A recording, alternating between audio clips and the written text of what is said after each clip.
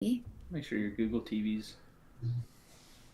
Yeah, you like to set her up all the time. Okay, so I did. I held it's it in. it says it's live, but I don't see it on my phone right now. See it. You do? I see it. I don't. Yeah. Oh, you do? We're on. We're live. Oh Where? yeah, I just got it on mine. Yep. Oh, yep. Yeah, we are delayed a little bit. Let me It's send it. usually a few seconds, 10 seconds maybe, I wonder It's on the how computer live. not 2 minutes. how do you Yeah. share the link? I see it. Does anybody know how to share the link? Oh, yes. Go to, Yeah. and then it'll say Uh, copy. Jake, I'll send it to you right now. should be under. Just should say share. The share button underneath the video. Yep, I got it. Just yeah. Oh.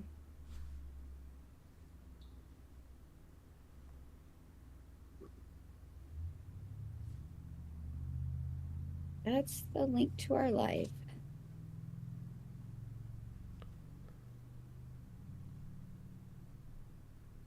Two people are watching. I think I'm one of them. I am too. Two. Yes. 4 people. Hey.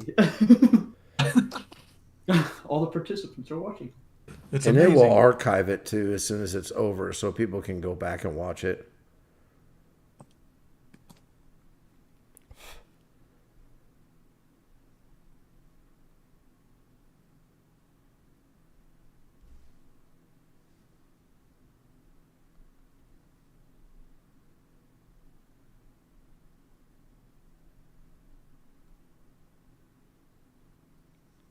Megalodontidae. Um,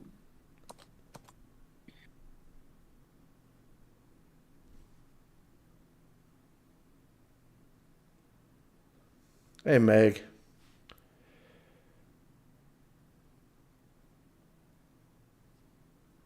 All right, I just posted it, so Good.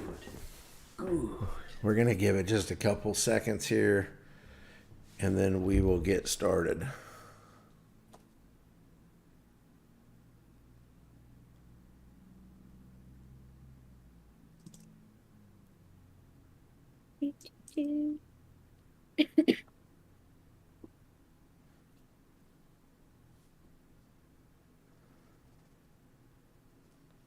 I'm pretty sure there'll be a train. If there is, I'll mute my microphone. More adventures.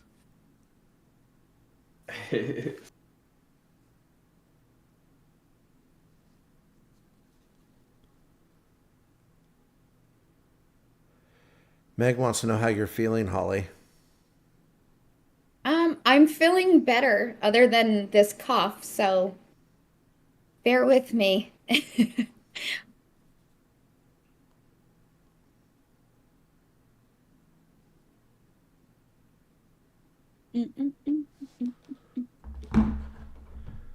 Dance time. Dance party. Dance You guys party. know I love my dance party.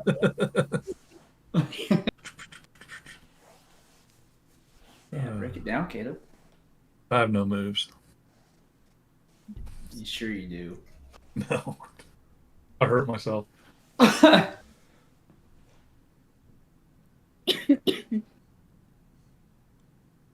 We should have like cool video or something playing, like we did for New Year's Eve, and it just kept playing the same Stay one over and tuned. over again. I thought Greg was going to DJ for a little bit for us. Oh, Yeah. Oh, yeah. DJ. Yeah, heavy metal. Luke Bryant. Greg? Hey, Bamboo. Okay, Google. Play Bryant. Oh, You gotta turn everyone's on. Playing Luke Bryan on YouTube Music. Whoops. I forgot I had one in here. You're In the gonna back get us cave. copyrighted. All right, guys. Yeah, So this thing can be is going to be archived, and people can see it. We can go ahead and get started. I don't know what Greg's doing. Bamboo says howdy. Good, Brian. Okay, so guys, thanks for tuning in. And we want to introduce Jake, our guest, Jake Hammock with Atrium. Jake, thank you for coming on and being our guinea pig and coming on live with us. Yeah, Something new.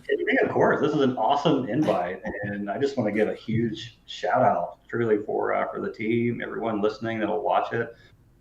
This is really special, to dive into episode 80, right? I Yeah. mean, this is the 80th time. So I also just want to say, Holly, the shirt, yes, loving it. Huge, huge, huge fan. I'm just so grateful to be here. Thank you, Holly, for the awesome support and kindness that you're giving. So I have like a little funny story real quick before we get into this about how it came about that Jake is on our YouTube today. I got a random message from him that said, Holly, I think that I've been talking to somebody that's not you. So I'm sorry if I said something and I was like, oh yeah, that's not me. He was actually talking to a account that is impersonating me. I've tried to get it taken down. And so I just think that was like the perfect little thing that happened. Because I honestly, Jake, I really, really wanted you to be one of our first guests on here, but I didn't know how to ask you without, I don't know, just without it seeming so too straightforward and like in your face. And so I feel like thank you, uh, fake Holly, for bringing us together because Fake that is Holly. happened. I thought it was Hey, it funny. worked. Yeah, it did work. Yeah, so Jake, Holly's got this weird thing where she gets super embarrassed and doesn't want to ask people to come on the show. And I'm like, just ask them. They're people. They'll be okay with it. And if they're not, then we'll move on. But we do appreciate you coming on. There's a lot to discuss when it comes with the project Atrium that you're working with. And I will be honest with you, I always spend, I would like to say, a lot of time researching our guests before they come on. And I did that with you, but I have a hard time finding a lot of things on your project. Some of the Twitter accounts and things like that have not been up for that long, and in at least in the whole scope of X, I keep calling it Twitter, but it is what it is. Yeah. But I want to give you the opportunity to kind of tell us what you guys are about, what you're doing, maybe what you got going on, and things that you're excited for, things like that. So we'll kind of give you the floor and ask questions as we go along. Let's do it. Yeah. By the way, thank you. I'm absolutely happy to jam. And to start with, I've been involved with the Atrium for just shy of 3 years now in terms of designing an ecosystem so vast, with so many moving parts. And I welcome every single question that comes, just interrupt me, stop me. What about this? What about that? There's a lot here. It's taken years, truly, to structure all the patents that we have on it, the right team, the development that's gone on, the legal framework and structure, so that we're operating compliantly from, both as a Web3 company married with a DAO cooperative and in our banking relationships with all that we're doing. So it's been a hot minute. And clearly we're new, in terms of coming online to the public viewpoint as it was time to debut it to the world. And so, happy to dive right into it, in terms of what it is. You're going to hear terms, by the way, token bound accounts. You're going to hear conservation. You're going to hear medicinal psychedelics, which I understand is a bit of a taboo subject, but in a few states in the U.S., it is legal under medicinal and therapeutic means, which is where we focus at. And you're going to hear a lot about, the cooperative sharing economy. And so what we talked about before, and I really believe this highlights the Atrium as why I created it, why I designed it, and why we have the right team behind pushing for it, is I wanted to give back. I am absolutely appalled at the intensity of greed that has rocked the Web3 industry. Not just Web3, SaaS, anything else, pick something, right? big box retail, it doesn't matter. And it becomes so idolized that we're chasing after the one thing of many things that will absolutely destroy humanity in the process. Hmm. I want nothing with it, period. And to create an entity where you're giving back money of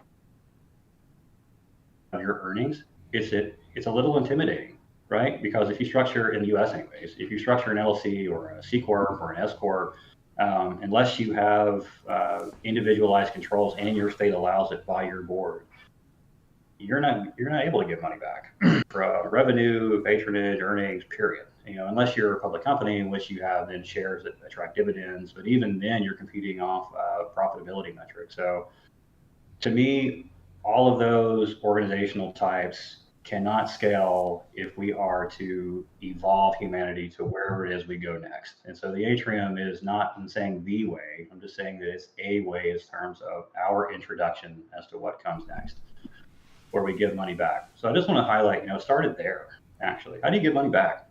How do you do that? Yeah. From your earnings, from your revenue, and you're not operating as a security. From all the metrics of the Howey test, from previous court rulings, with the right legal team that is willing to partner with you in this, how do you do it? And then we landed on the LCA model, which is a limited cooperative association. You'll hear that term a lot too. The best way I can describe an LCA is that it's in the context of how we're operating, a far more legally protected DAO. So we're allowed to give earnings back in the form of patronage dividends. And the way that we've introduced that revenue recycling of patronage is through our token bound memberships, into the ecosystem itself.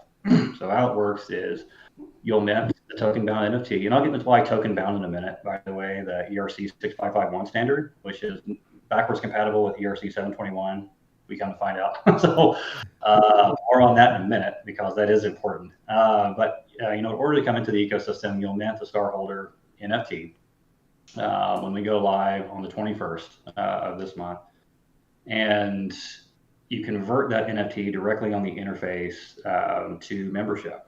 And you can play with it now on the testnet if you want to. So it's interactable. So feel free to push on the UI, mobile, web. And there's a few features that we're developing now. It's not quite live to include some other features behind the core DApp. But that's how you get into the ecosystem itself. The first two Star Waves finance the NFT marketplace that we're building behind our core DApp, and finalize the development of our Halo ecosystem. And Halo is more of a branding term. I get that. But the address localized part of it is not. That is very much so technically on point when it comes to localizing a new credit supply token generation tech stack onto a token bound NFT contract. That's completely new. And then we've patented that process of it. So I'll go into those details in a minute on how it works, why a credit supply and token generation system matters, and how do you account for dividend earnings, and then also what you're doing, in the atrium to what constitutes patronage, the operations. But that's the atrium in, kind of a 411 info is that it's a DAO that it operates with far more protections as a cooperative. And it also highlights the importance of the sharing economy, not just giving back to the members, but also giving back to our partners, which we're just thrilled, on how that ecosystem comes together. We just made a partnership announcement, right? So, with the Mooniesons, which is awesome. For anyone that, that mints in Starwave Alpha, they can claim a free Atria as an artifact asset, ERC 721. And now you have access into two ecosystems that share a unified bridge suite. So, think of DAO to DAO economy in our new era, in the spirit of giving back, and in the process, you are creating not just human to human impact, social impact. I cannot stand that term as a branding buzzword. I love when people become the effect of change, and they really use something that impacts their life in a meaningful way. I could care less on hearing, oh yeah, we're social impact, and then what are you doing? Oh, we monitor clouds. That's cool. Don't get me wrong; it could be used for a lot of great things and big data and da da da. But are you paying someone's mortgage? Are you putting food on the table? Are you providing water? You know, true, tangible, real. Are you helping them in the global mental health crisis, which is exactly where we come in at with the medicinal psychedelic side, and then the conservation side is perpetual, which we can get into that too. So we marry impact, rev sharing economy, DAO cooperative ecosystem operating as one, which we call a togetherative. And there you go. So, it's about please pepper the questions away because it's the easiest way that we're going to know and walk this bridge together. Yeah, so I saw that your what was the term you used again? Togetherative. Togetherative. I can't hardly pronounce that for some reason, Yes. but I saw that and I was like, oh, I like that. So Yeah. you want to give back, right? So that's pretty obvious. So you're talking about the revenue sharing. Where's the revenue come from? Yeah, it comes from not only the membership, annual membership fees, which are 100 USDC an annual year to pay for your membership, which gets you access into the full suite of our stacks behind our DApp. But the core, well, actually, there's about three core drivers. One of those being the membership fees. The other one is the psychedelic medicinal fund that we will be structuring very, very soon. And that fund will be co-located with where we are in Denver, where the cooperative is. And it'll be making investments without the aggressive centralized capitalistic returns like typical funds do, venture capitalists or private equity. Right? Most funds are looking at this egregious 60% IRR annual. So it forces consumers to pay higher premiums based off of generating those higher returns back to your creditors. We're not playing that stupid ballgame.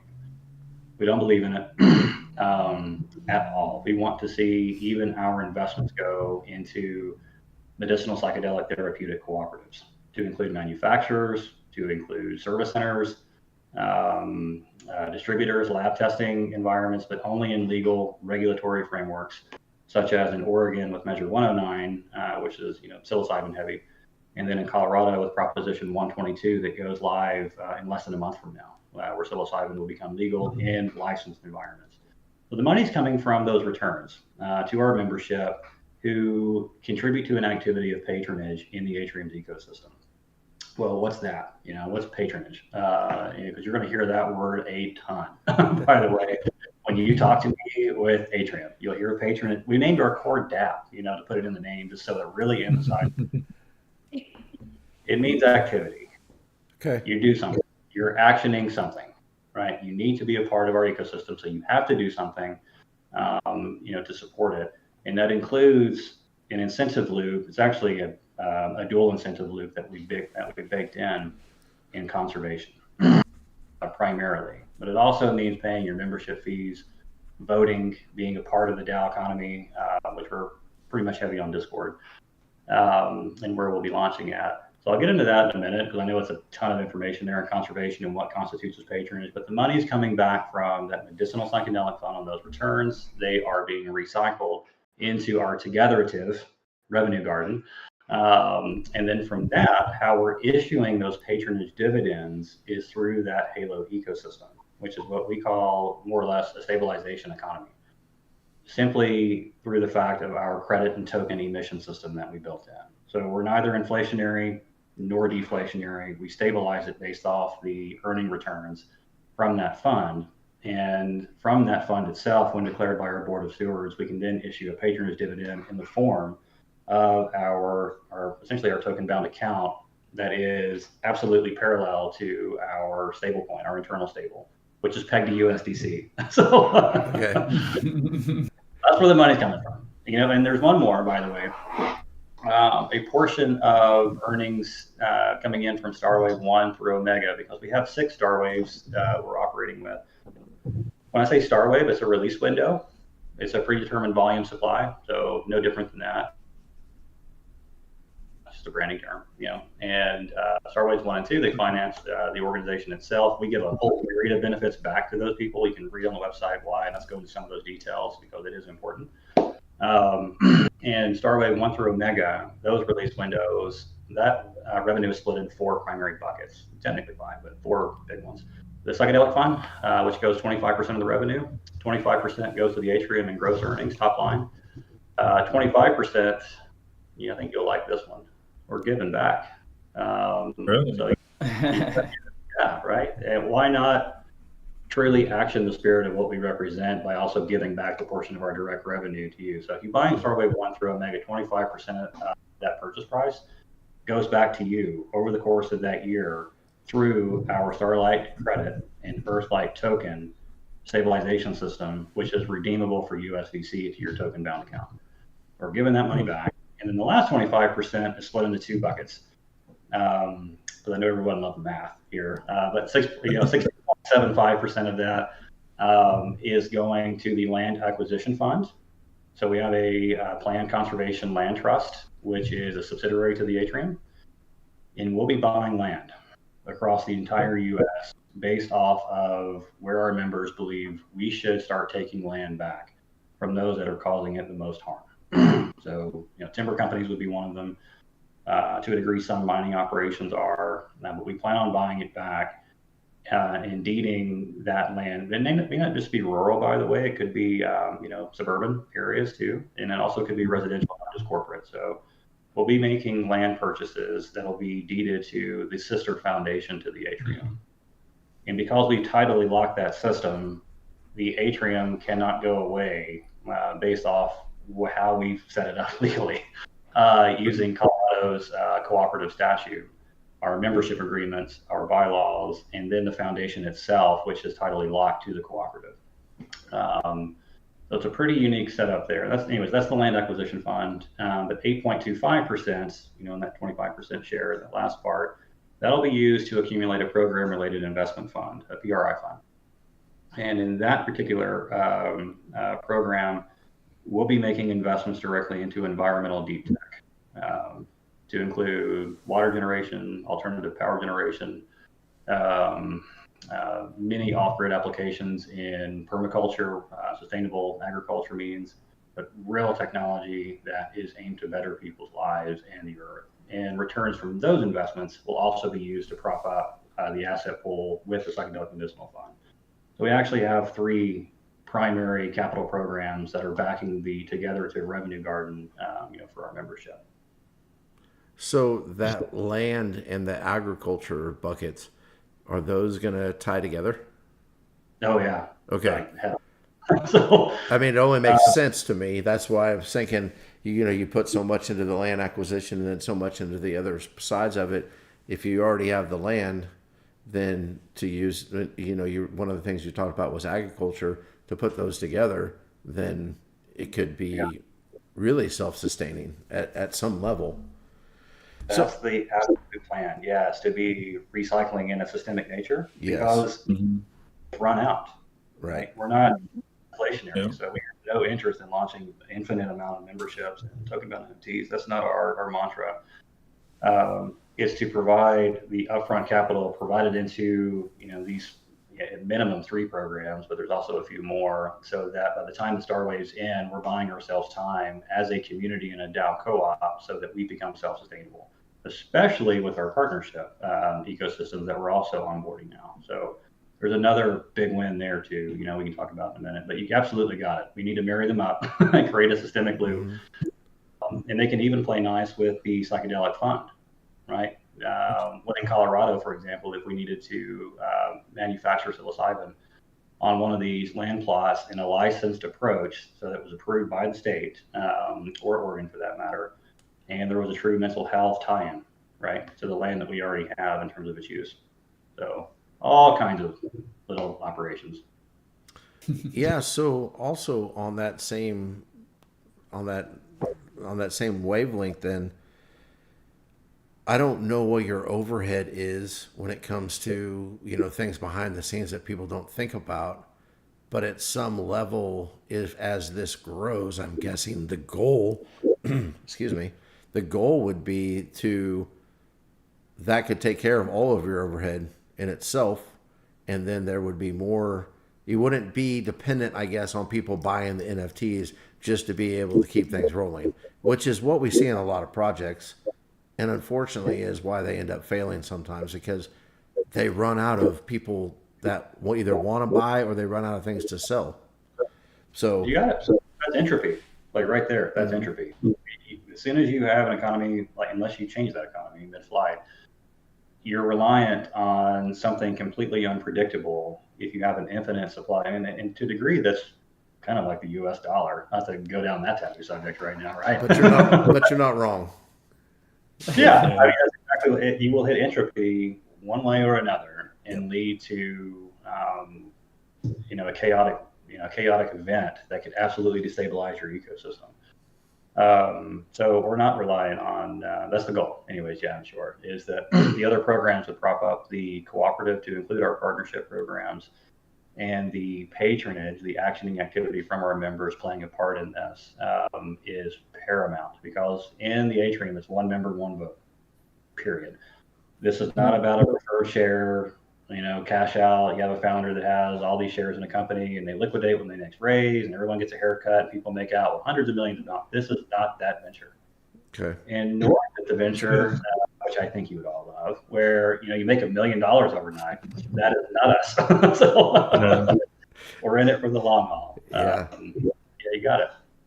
So I guess my follow-up question to that would be then too, so it's $100 US dollars for the NFT to kind of get involved.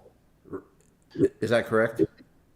No, so the NFTs are a bit higher premium Okay. than your typical 21, like on secondary markets such as OpenSea or Magic Eden.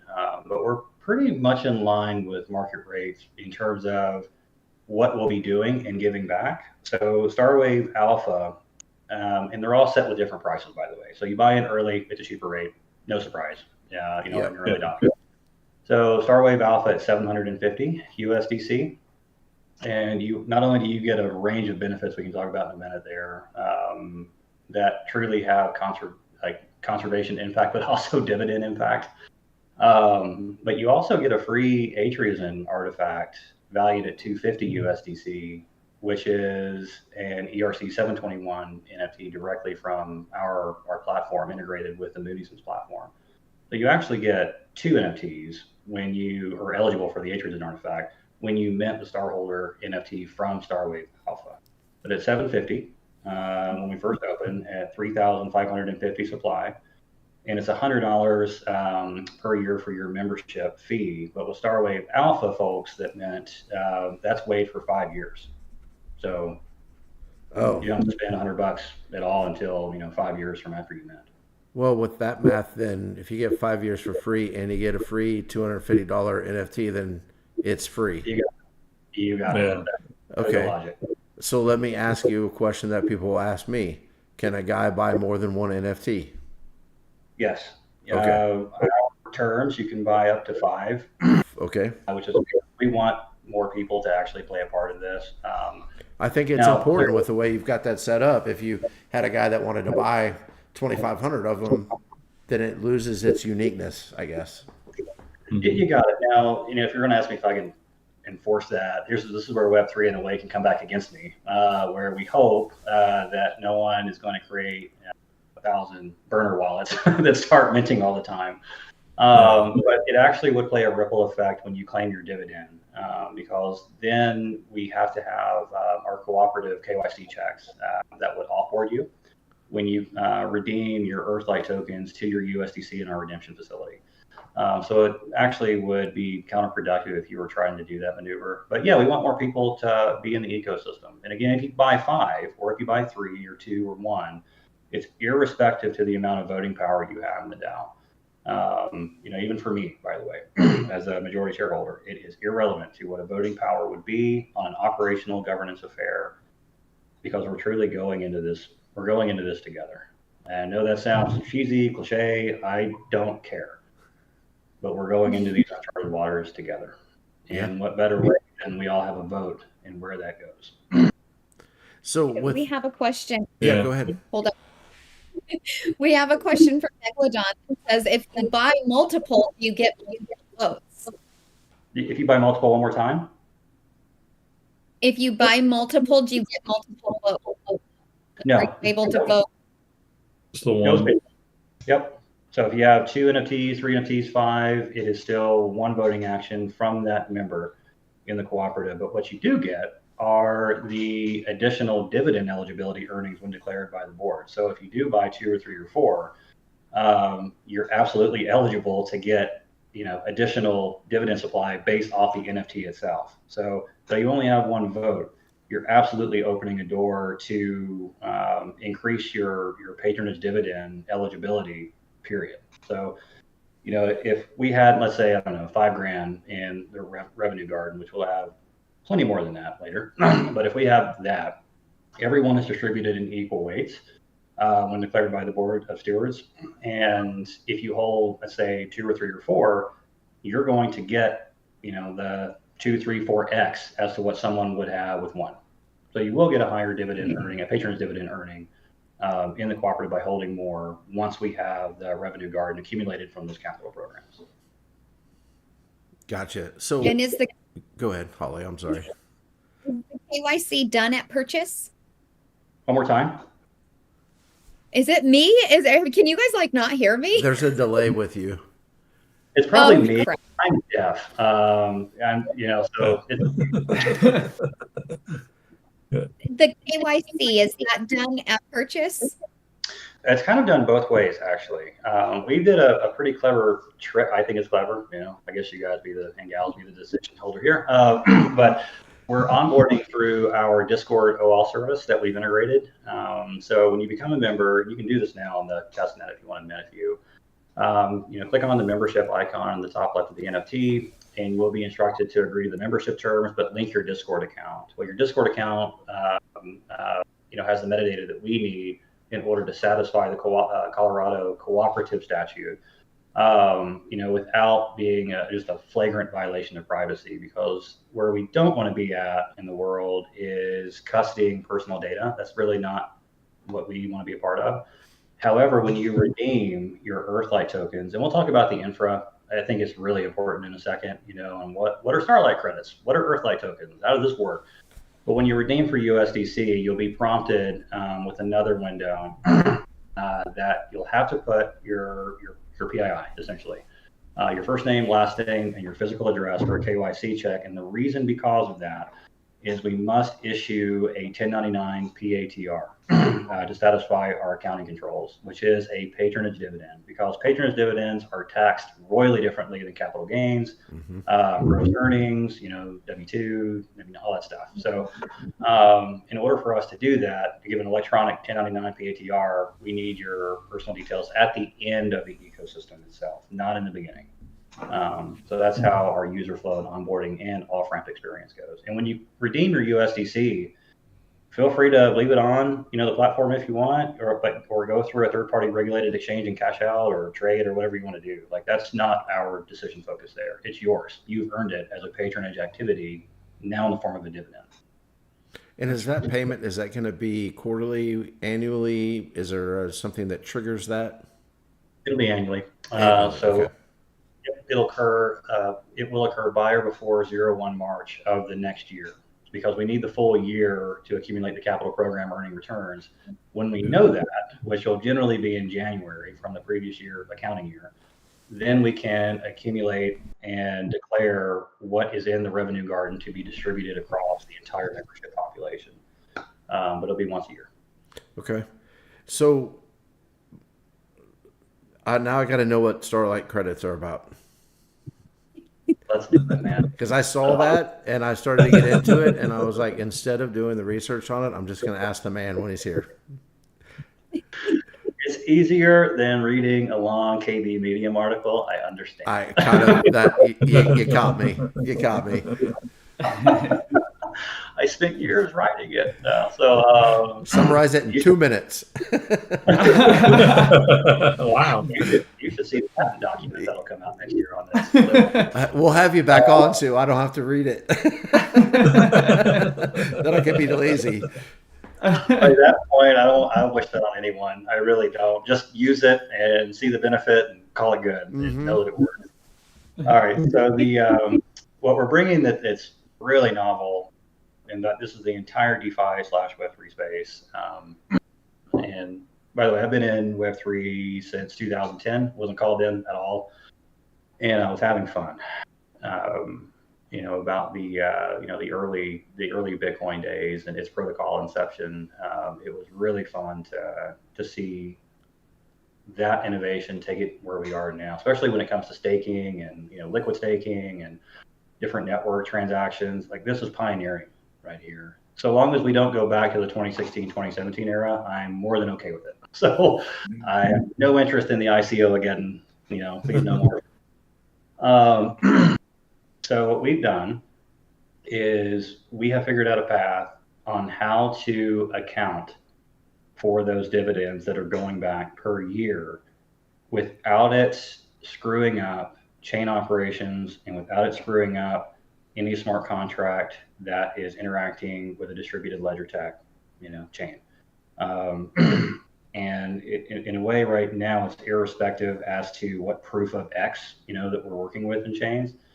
There is an existing problem, as there are many problems in Web3. One of those is accounting. How are you going to account to your dividend earnings per year? So what we've done is created a credit supply service. When you hear Starlight credits, that is a credit that will become valued in the next year, but it holds zero value the current year, none. Credits are virtually worthless until they accumulate or they hold a value. So they will be valued when we know what is in that figurative revenue garden from those capital programs. So when we know that amount and the board declares, yep, this is the total patronage dividend supply that's going to be split out this way, great. Then those credits will be valued. So post-valuing, in a way, or post-actualization is what we're doing. We value the credits directly on our DApp. When we value them, those credits will emit a USDC wrapper in the form of an ERC20 stable, which we're calling Earthlight token. So one Starlight credit will be issued at one per day that's prorated to the admission date of membership. So, if you join on January 1st, you get 365 a year. If you join on January the 2nd, 364, unless it's a leap year, so on and so forth, right? When the credits are valued, going into the next year, they will emit a USDC wrapper that is pegged to USDC based off of your earnings assigned to your token bound account. And I think that's important to know here that we're using an ERC 6551 token, not necessarily a 721. Not that there's anything wrong with that, but in our infra, it works so much better when NFTs act as a wallet. Because our Earthlight tokens, which are valued one-to-one to USDC, are assigned to that wallet, to that account, to that NFT in one go. And now when you get the Earthlight tokens, at least for now, you'll have two choices to make. One, you can either cash out, you can redeem for USDC on our redemption facility, because we have the USDC that is assigned to your token bound account based off your patronage earnings. So you can cash out right there, take it off our platform, go to a third party exchange, cash out or trade or whatever. Or you can purchase the ACE NFTs that'll be on our platform at a 1.5% discount. And the ACE NFT marketplace is paramount for essentially what the Atrium is and what it will offer. And that's some real world, again, another real world conservation program that will ignite. And we can talk about that in just a minute too, because it's very important. But that's what the Halo ecosystem is. So again, yeah, the heliospheric spot branding, but the address localized component of the infra, it is assigned to the token bound account. It's real. So it's a credit token emission system. The previous year's credits, they will dissolve. Essentially from the user experience, they'll just terminate completely, and the cycle continues to the next year. So the previous year Starlight credits will be valued. Our USDC garden, our Together to Revenue garden, will emit that wrapper. You have it then assigned to your account. You do with it what you want. You can even just leave it custody to your NFT if you want to and resell it for a higher value, which you can do that on secondary markets. That's what I was going to ask you. That was my follow-up question to that. Okay. Yep. You absolutely can sell it because there's backwards compatibility with ERC 721. So if you wanted if you wanted to list it on OpenSea or Magic Eden, go for it. Really go for it. Mm-hmm. And you assign that value of what it would be. We just would require that the new purchaser that would buy that Starholder NFT, they manually have to opt into membership so that we can account for them based off the Colorado cooperative statute laws. So Gotcha. that's the Halo ecosystem. And then the process recycles and it continues indefinitely. Yeah, I was going to say, oh, it never stops. That's the plan. So That's I good. do have a question going a little bit backwards that I wanted to ask you. We were talking about votes earlier. Do you vote on everything?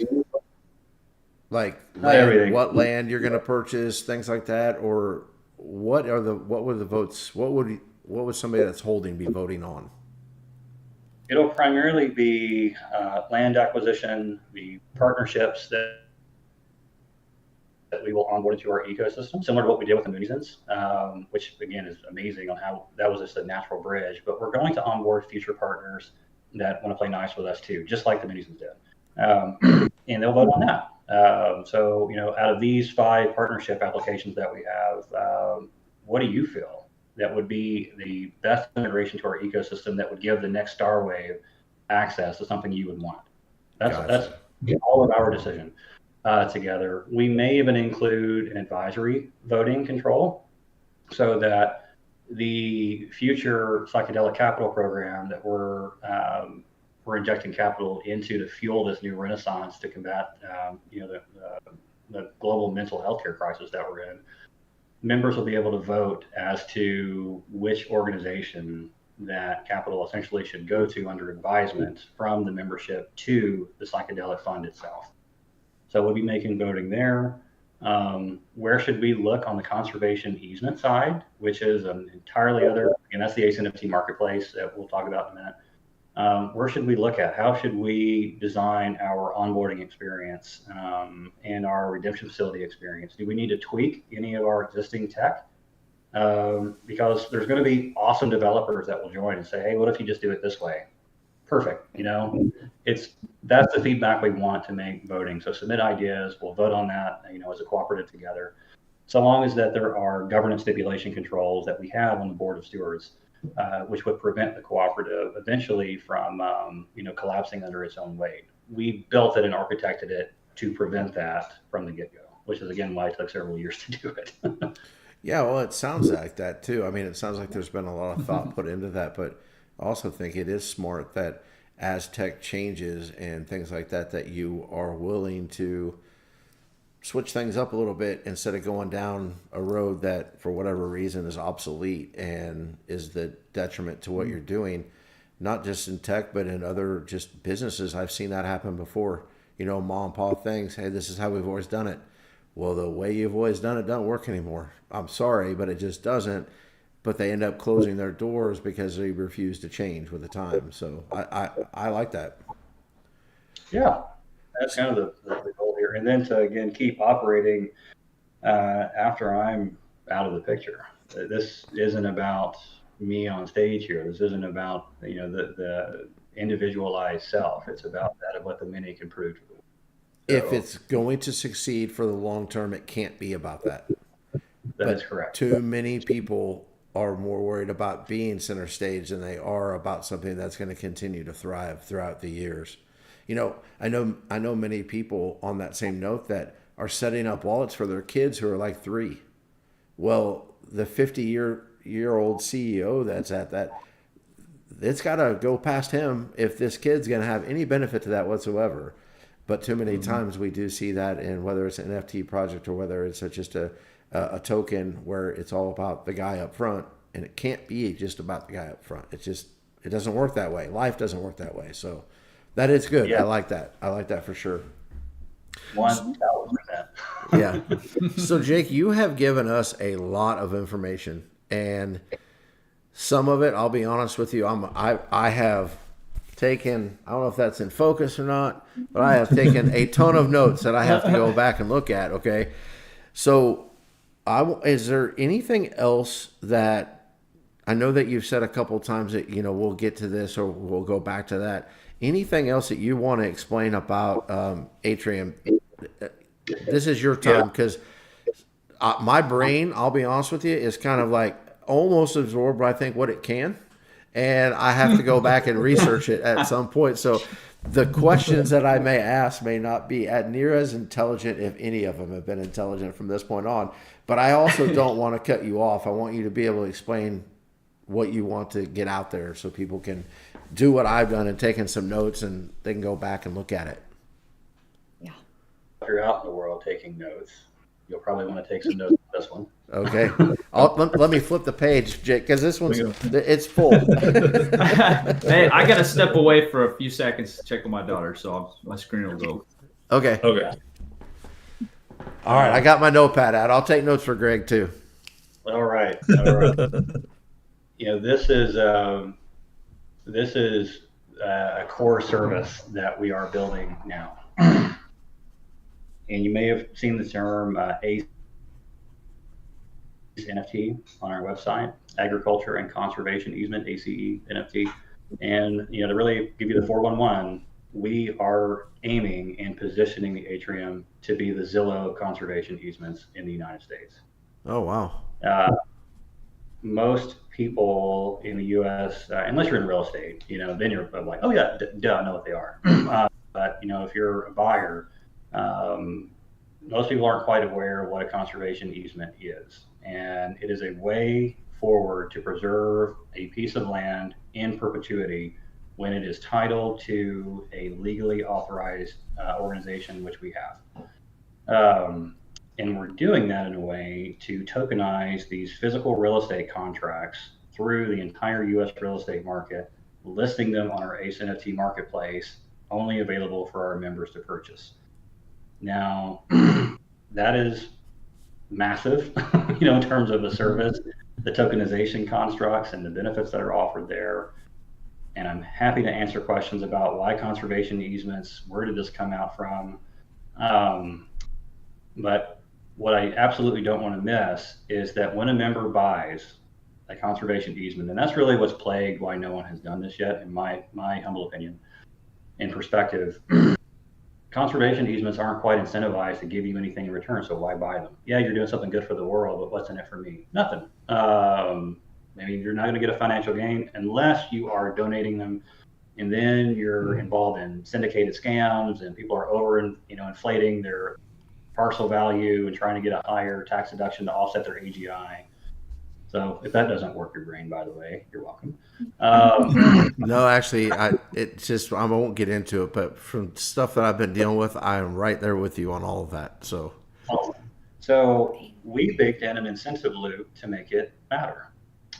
If a member were to buy an ACE NFT on our marketplace behind our Spaced app, you know, the Star Holder, Patronage Access and Conservation Extension core, you know, decentralized app we have.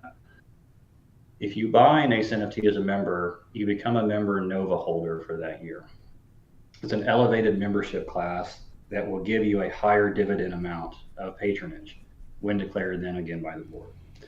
So all of the cash, when it's set aside, you know, from the capital return programs that I mentioned, the medicinal psychedelic fund, the percentages of even the membership annual fees that are going into that too, that be given back out, because we're sharing that too. And the PRI fund from the foundation that's making environmental deep tech investments.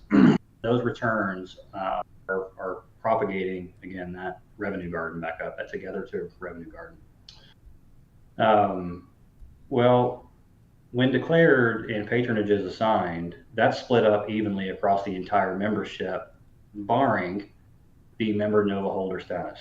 And then you will get a higher patronage dividend in relation to the value of the ACE NFT you purchased.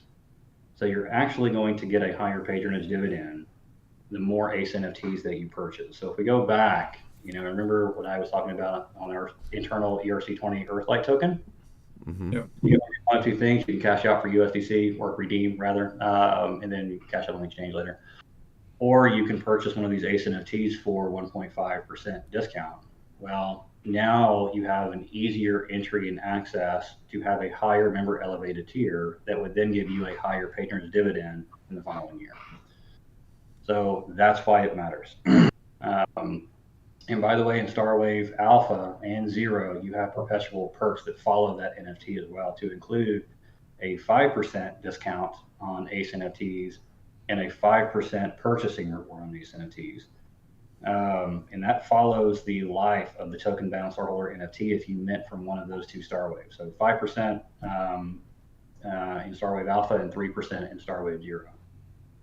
So it is a massive deal. And when you buy a conservation easement NFT as a member, you're not buying real estate at all. You are unlocking it so that it will trigger an automated titling operation with that local county recorder and that conservation land trust to title the easement into that foundation, the same foundation I mentioned earlier that's holding all the deeds of that land. That foundation, the Autonof Foundation, which is tidally locked to the Atrium, is managing stewardship of all the conservation parcels, the easements and the actual deed, statutory and warranty. And one thing about a conservation easement is that it follows the land. So even when that property is sold later on, that easement is still titled to it. And the only thing that we're allowing outside of conservation that would go on there, so nature, is we want people to grow food. We absolutely want that. We are running out of it. And this isn't to be doomsday, isn't the time for that. But we want people to grow food. So feel free if you want to put a greenhouse on there or a small garden or grow boxes. I don't care. So long, hopefully it would be more, renewable or permaculture related. But those easements, yeah, they're perpetual. And they follow, again, the land. So this is the interesting component of our ACE NFT marketplace. We're going to have eventually, by 2025, we're going to have a self-listing service established so that if you wanted to put up 0.2, 0.3, whatever acres in conservation, send us a note, directly self-list. We will then either split the appraisal fees or pay for it entirely with a third party. They'll appraise that area. We'll enter into a listing contract agreement together, and the contract terms are, more or less 18%. What would be the Atrium's cut of that, and portions of that are also being recycled back to the membership. So when it's bought, the property owner, they get the cash value minus 18%. The member Nova holder, star holder that made the purchase get the higher dividend appropriation, patronage dividend appropriation and allotment from that revenue garden based off, the 3 capital programs I just mentioned to you about, and the earth benefits in perpetuity based off the land being in custody and stewardship of the foundation. So I did not want to miss that or absolutely run over it because it's huge. So, but legally then, who owns the land at that point? So let's just say that I had 5 acres I wanted to do that with. Do I still maintain that? Okay. You are still a landowner. There's no deeds being transferred over to that. You are still the landowner. It's just essentially a forever commitment that you're making with our foundation that a portion of that 5 acres or the whole 5 acres, whatever it is that you put up there, will be in stewardship of conservation and held by the foundation. But you still retain rights and ownership to the land itself. You just can't build a home on it or a duplex, apartment complex, or put a business on it or put a parking lot on it somewhere. We should have done this 10 years ago. I could have done that with about 10 acres because it's not a bad deal for the landowner either, right? I mean, you still own the land and you get 18% of that feedback. So, or 9, I think you split it, right? Well, you get the entire third-party appraisal amount minus 18% when it's purchased. So say it appraises, at $5,000 or $10,000 or $20,000, well, whatever that appraises at, and it's purchased on our platform from a member, you get that total value minus 18%. So you get the cash right there. So if I still have the deed, what keeps me from selling it again? I mean, if you own the land, and that's the thing too, own your property, most mortgage creditors, by the way, even their mortgages will allow that to occur.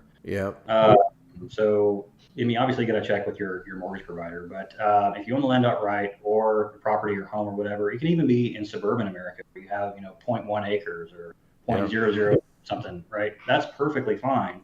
So long as that area doesn't overlap with the utility easement. So, you can't have a utility wire coming in or a water main, and sell that, then it can't be touched. Then we have a conflict. But so long as that, you have it and you're allowed to do it, you absolutely can self-list, in 2025. And then we're actually approaching people now. So I may even approach you, Josh, and say, hey, you want to list, a portion of your land? And let's put it on our platform. The Conservation Land Trust will tokenize that as an ERC 721, NFT, right? Put it up for our members to buy. When they buy that, it triggers the automated titling operation with that local county. So and there the is an dividend- easement on that land then. Mhm. Okay, gotcha. All right. Okay. Well, and I could see that being important in urban areas too, or if you had 0.2 acres, and community gardens are popping up in places I would have never even thought about them being in some of the urban areas of Kansas City, which is, where we're close to. And so I could see that being a good deal for those people too, especially if you were in a place where you weren't ever planning on moving, So, yeah. It's perfect, yeah. So that's the closed loop system, right? You see the little incentives that we baked in to get us here. It's taken a lot of legal partnership and a lot of organizational development with R&D to marry and fuse all these operations in one. And we're not entirely going to be dependent on Polygon in the future. We're certainly looking at other potential chain operations as well, doing certain functions. So right now we're on Polygon. It's easier for access. The network fees are, awesome compared to seeing in other networks right now. So as they scale, but we skipped the centralization route on the conservation easement side, because we could have done this on just a basic web app. You get your membership ticket here, and we proved that the old school way, but we wanted to skip ahead and go right in between the decentralized and the distributed model. And that's what we're doing now. Awesome. Well, is there anything else that you want to share with us? Kept you for a while. I'm afraid you're going to run out of water. I think we've been live for just shy of an hour or so, and I know people don't know this that are tuning in live, but we did pre-record about 30 minutes worth of stuff that will be attached to this tomorrow. And I know that sometimes your name gets brought up when it comes to things that have been going on with SafeMoon. All that stuff was pre-recorded. We wanted this live segment to be about the project Atrium that you're with now. So the floor is still yours. I don't want to cut you off by any means, but I also don't want you to feel like you got to fill time. So I love filling time. I'm just grateful. I did not mean to warp everybody's brains. The whole idea is to look at this as an easier onboarding system. Mm-hmm. So I'm absolutely welcome to questions. I would encourage it, actually, because it does help. It takes a couple conversations to fully get the gears turning. Mm-hmm. This is what a membership means. This is what a token bound NFT account means. This is this. This is that. This is that. So I really welcome questions right now, to be honest with you, Josh. I feel like I've covered, a ton here, but I'm absolutely open to, to field anything I can to help. Yeah, I think the questions that I'm seeing on YouTube, you've done a really good job of already explaining a lot of the answers there. I do have a question, though. I can't lie, it's not super serious, but I do have a question for you. As a guy that doesn't have much going on up here, what is this over your shoulder? You know what that is. I'm sitting there. I won't lie to you. There's some times where I'm like, oh man, I feel inadequate right about now, So, but no, sorry, I like to keep it lighthearted too. I really do think you hit something, nail on the head on something you just got through saying, though, that this is so in depth that this is actually a project that it does take more than one conversation. I think as you get into it and you start to understand it, and I can go back through my notes and really look into some of these specific things we've talked about, even the live segment or the stuff that we pre-recorded, there is a lot of... Let me ask you this. How long did it take you guys to come up with this idea? Because it blows my mind how in-depth this is.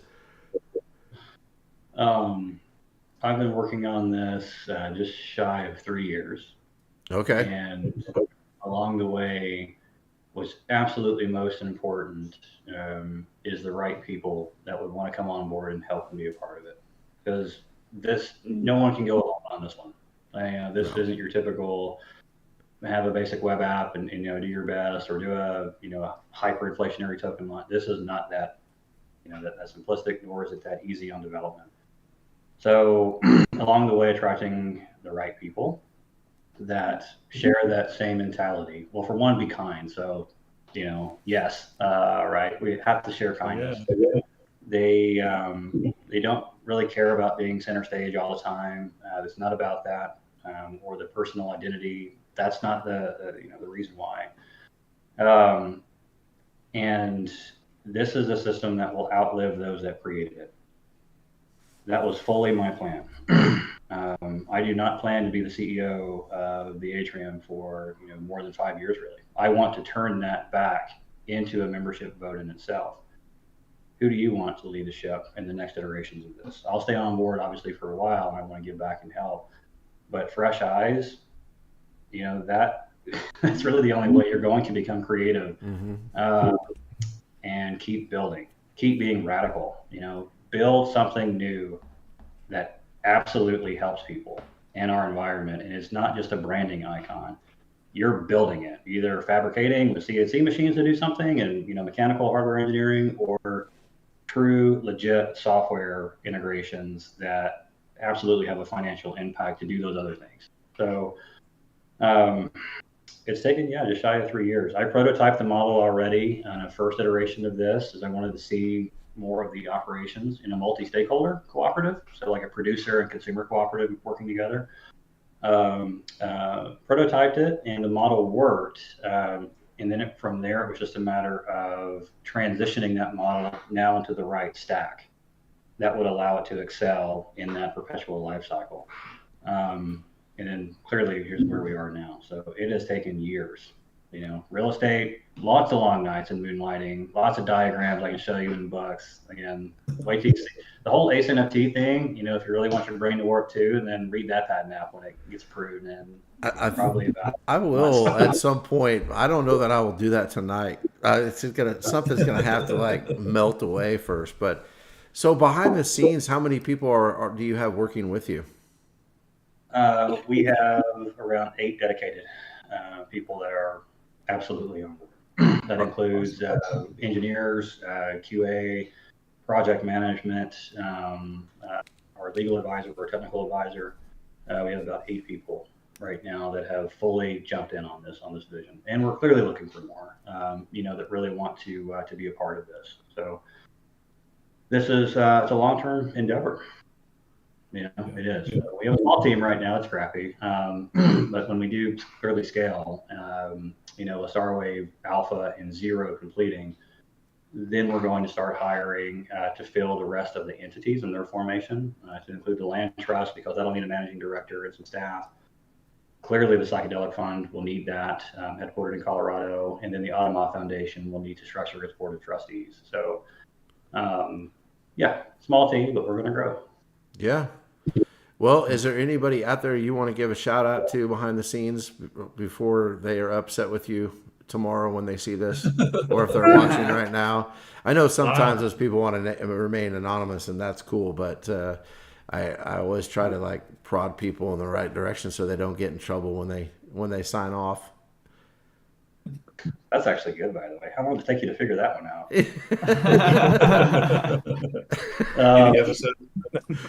I really want to give a shout out to you all for allowing me to be here and share the story. Well, I didn't mean us. I know. Anyways, it's called being But you are welcome. You are welcome. But my team, my partners, that have been involved in this endeavor, they're truly thankful for you allowing me to come on here and share more about the Atrium, what it is, what it means, what it represents. I know the operations are a little dry when you really talk about it in this lovely monotone voice. I know, I get it. Not to this nerd. What it will do. So my team, I truly want to say thank you to them for trusting me to lead and steward this ship in its inception to where it will go. Clearly, the Moody'sons, to give a massive shout out for trusting the Atrium, in our first partnership. That team came together. I know we said this on the X-Space the other night, but it was truly like peanut butter and jelly. Not only is it almost an identical brand, but that team went out of the way, Christian and Spook, integrating our story of what we're really doing in real life into their book, like how cool is that? Yeah. Right. And they see that all that time and all that work and that energy. And so to really say thank you to Morgan, Lee, Spook, Christian, Nick, Nick, really thank you for trusting us here. And that's a really cool integration we're doing too on the contract automations. When you claim the partner asset directly from our storeholder NFT UI, that's a contract to contract automation call that'll then populate that Atrium artifact NFT right on your profile on our site. So there is a lot of dev that went into that. To make two ecosystems marry together. Now, fortunately, we're on the same network, so it wasn't a pain in the butt. But it was still. So I want to give a shout out to them, and my team, and of course you, everyone that's listening. I know most people know, my background in terms of associated with SafeMoon. And if you're listening from that beloved community, I'm also extremely humbled. It's a wonderful, wonderful community out there, and I just want to say thank you. I think that's well said. I think that's a good place to stop. And I would ask one favor, that someday, maybe after this thing gets off the ground a little bit more, you come back on and we talk about some of the successes that you've had in this space, because I'm pretty sure you're going to do just fine. I think you'll be all right. So, but I do want to say thanks for coming on. We do appreciate it. We're just four people that happen to become like family that are really into this space. We are very humbled every time we get good guests on here and people that actually want to come on and say hi. And I'm sure the people that have been following you will enjoy this. And just thank you. Thanks for being real. Part of what we do here is what doesn't get recorded, and those conversations go a long ways. And that's when I feel like sometimes I really get to know somebody, and I appreciate you coming on and letting us get to know you. So I appreciate it, guys. Thanks for tuning in to this first live endeavor, and we'll definitely try to do it again for sure. So everybody stay safe, and God bless. Be kind.